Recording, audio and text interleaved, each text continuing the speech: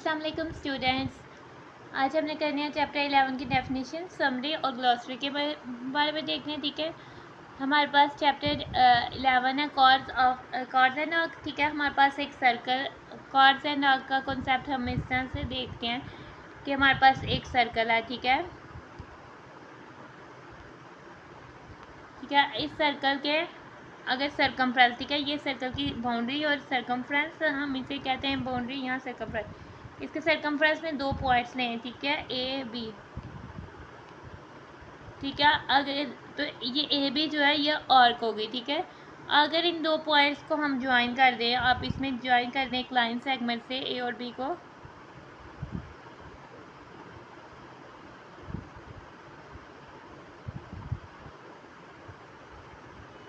तो ये देन हमारे पास क्या हो जाएगी, ए बी कॉर्ड हो जाएगी और ये ए बी आर्क है। ठीक है, आर्क एंड कॉर्ड ये हमारे चैप्टर का नाम है। आगे से हमारे पास समरी, पेज नंबर आपका 210 पे आपके पास समरी है चैप्टर 10 की। उसमें समराइज़ करके आपको बताया हुआ है कि चैप्टर 10 में क्या क्या चीज़ें जो है आपने पढ़ी हैं। ठीक है, ये क्या क्या चीज़ें, उसको समराइज़ करके उसका एसेंस जो है वो समरी में दिया गया है। हमें क्या कहते हैं, the boundary traced by a moving point in the circle, यानी कि हमारे पास एक पॉइंट है जो मूव करता है। ठीक है, सर्कल में वो अगर वो मूव करता है और वो सेंटर से एक जितने फासले पर होता है, तो वो बाउंड्री जो बनाता है वो मूव करते हुए, उसको हम कहते हैं circumference. Whereas any portion of circumference will be known as the arc of the circle. लेकिन हमारे पास कोई भी पोर्शन है सरकमफ्रेंस का वो आर्क कहलाएगी। ठीक है, जैसे इसके बीच हम सी पॉइंट ये ले लें और इधर से डी। ठीक है, ए सी बी भी एक आर्क है और एक ए डी बी भी एक आर्क ऑफ सर्कल है। ठीक है, ये माइनर आर्क है और ये मेजर आर्क है।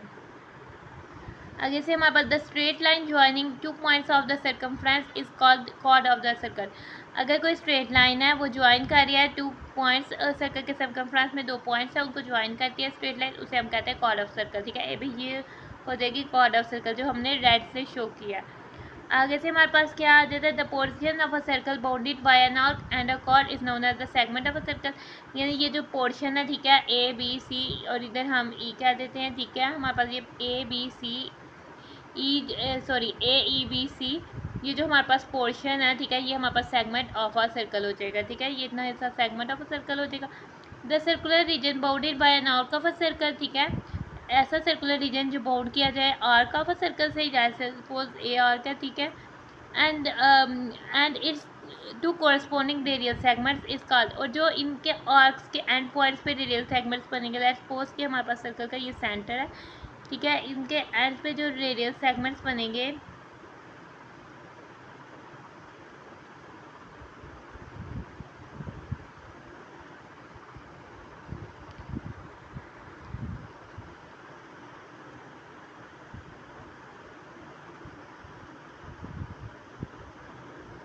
ठीक है, यानी कि ये हमारे पास पर्पस ए बी और ये हमारे पास ए ओ बी सी, जो क्या हो जाएगा, ये सेक्टर ऑफ अ सर्कल हो जाएगी। ठीक है, इस सर्कल की सेक्टर हो जाएगी।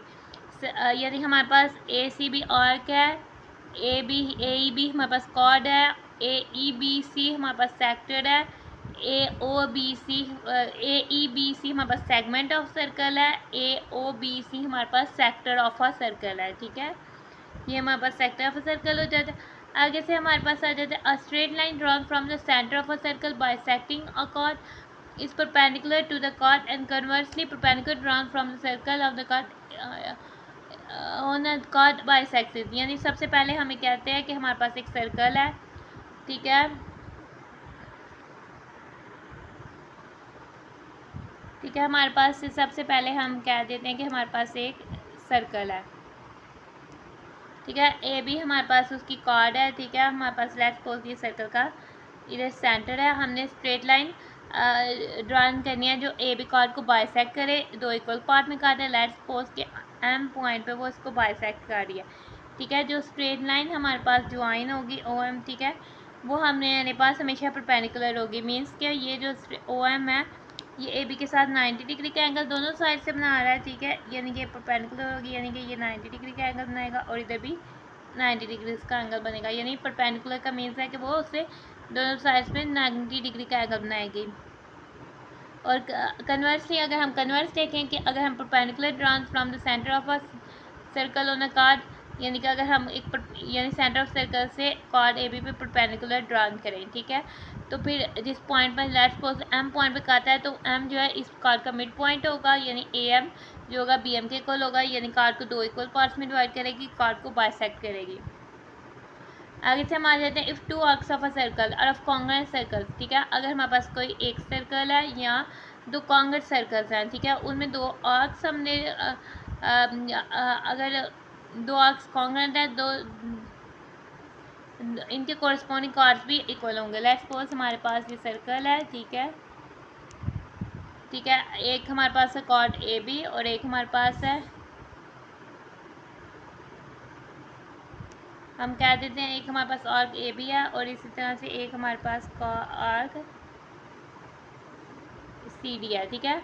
हम कह देते हैं ए बी आर्क जो है वो हमारे पास सी डी आर्क के इक्वल है, ठीक है। जो हम कॉर्ड ड्रा करेंगे इनको ज्वाइन करने की, वो भी आपस में इक्वल होगी। तो फिर अगर हमारे पास आर्क ए बी और आर्क सी डी आपस में इक्वल है, तो इनके कोरस्पॉन्डिंग जो कार्ड है, chord A B chord A C D, वो भी आपस में इक्वल होंगी, ठीक है, वो भी कॉन्ग्रुएंट होंगी। इफ़ टू कार्ड आगे से हमारे पास आ जाता है if two cards of a circle, यानी अगर एक ही सर्कल की या 2 कॉन्ग्रुएंट सर्कल्स वो होते हैं ऐसे सर्कल्स जिनका रेडियस सेम होता है, यानी सेम रेडियस की मेजर्स पे वो प्लॉट होते हैं। अगर एक ही सर्कल में यहाँ 2 कॉन्ग्रुएंट सर्कल्स या इक्वल है, ठीक है, अगर उनकी कार्ड्स जो है इक्वल है, देन देयर कोरस्पॉन्डिंग आर्क्स, तो उनके कोरस्पॉन्डिंग आर्क मेजर या माइनर या सेमी सर्कल वो कॉन्ग्रुएंट होगी, ठीक है। जैसे कि ये हमारे पास ए बी और एक सी डी कार्ड है, लेट्स सपोज ये दोनों इक्वल हैं, तो हमारे पास ए बी आर्क यानी कि फिर हमारे पास ये arc A B arc C D के इक्वल होगी, और आर्क हमारे पास इधर से अगर लें आप मेजर आर्क ए बी, तो मेजर आर्क सी डी के इक्वल होगी, ठीक है। अगर वो सेंटर से पास हो रही होती तो दोनों सेमी सर्कल्स आपस में इक्वल होने थे, कॉन्ग्रुएंट हो जाने थे। Equal cards of a circle और ऑफ कॉन्ग्रुएंट सर्कल्स, अगर हम एक सर्कल में लें, ठीक है, उसकी 2 कार्ड इक्वल हैं, subtend equal angles at the centre at the या तो सबटेंड्स करते हैं सेंटर से भी इक्वल एंगल है। सपोज ये हमारे पास